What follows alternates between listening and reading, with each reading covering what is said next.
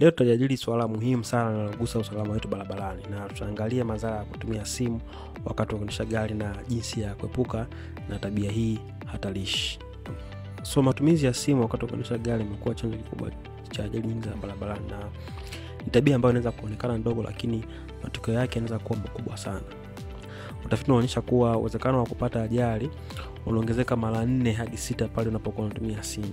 Na pia moja ya madhara ya kutumia simu kutokuendesha gari ni kupunguza muda wa kuitikia au tunaita reaction time. Sawa, unapokuwa unashughulika na simu, muda wako wa kuitikia hatari unakuwa unachelewa sana. Na hivyo unashindwa kukwepa vikwazo au kusimama ghafla, kwa sababu ile uwezo wako wa kuitikia vihatarishi au ile reaction time inakuwa inapungua kutokana na matumizi ya simu. Na cha mwisho pia ni faini na adhabu.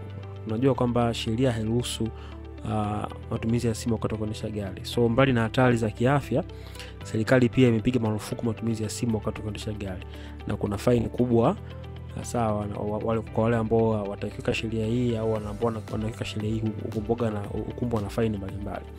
Kwa hiyo ni madhara. Sasa tuangalie namna gani ya kuweza kuepukana na matumizi ya simu wakati wa kuendesha gari. Kitu cha kwanza, ikiwezekana unapokuendesha gari, weka simu mbali na wewe. Sawa? Kwa kabla kwanza safari, weka simu yako mbali au weka mahali ambapo huwezi kufikia kwa urahisi, kama vile kwenye begi lako au kwenye drawer, sawa, au kwenye sehemu yote ambayo unaweza kuhifadhi kwenye gari lako. So kadri unapokuwa simu yako inapokuwa mbali na wewe, ndivyo na uwezekano wa kuitumia unapungua. Sawa. Kitu cha pili ambacho unaweza kuweza kutumia ili kuweza kuepukana na matumizi ya simu, unaweza ukatumia njia za usalama za simu. Unajua kwamba simu zina njia za usalama, mfano kama kuna ile do not disturb mode, sawa, au unaweza kuweka kwenye vibration.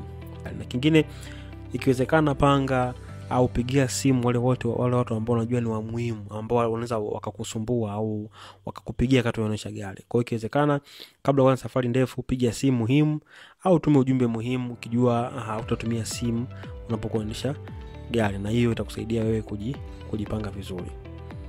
Na kitu kingine, kama kuna jambo la dharura au kuna ni simu ya dharura na hauna budi kuipokea hiyo simu, tafuta sehemu salama, egesha gari lako kwanza kabla ya kuitumia. Sawa, egesha gari pembeni, alafu nipokee hiyo simu, then uzungumze na hiyo simu, then baada ya hapo uendelee safari yako. Kwa hiyo kamwe usiongee na simu au kuandika ujumbe ukiwa barabarani. Na mwisho, unaweza kutumia Bluetooth. Sawa, kwa zile gari ambazo zinakaa Bluetooth. Kwa hiyo unaweza ukaconnect simu yako na Bluetooth yako ni gari, au pale ambapo unakuwa unapigiwa na mtu ukapokea simu yako bila kuishika, japo hii haishauriwi sana.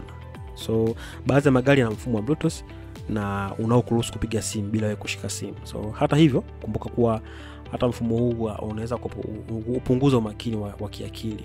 Sawa, so ni bora kutumia mfumo huu kwa simu za dharura tu na kuepuka mazungumzo marefu sana. So kumbuka, usalama wako na watumiaji wengine barabara unategemea maamuzi unayofanya, na kuendesha gari kunahitaji umakini kamili. So hakuna simu au ujumbe au taarifa iliyo muhimu zaidi kuliko maisha yako au maisha ya watu wengine. So asante kwa kusikiliza, na kisha kwamba unaendesha gari kwa tahadhari na ufikiri mara 2 kabla ya kushika simu yako ukiwa barabarani. Kama una swali lolote kuhusiana na hili au unataka kuongeza, unaweza drop kwenye comment, na pia usahau kulike, comment na kusubscribe kwenye channel hii kwa ajili ya kusupport channel hii na kuendelea kupost content muhimu kama hizi. Asanteni.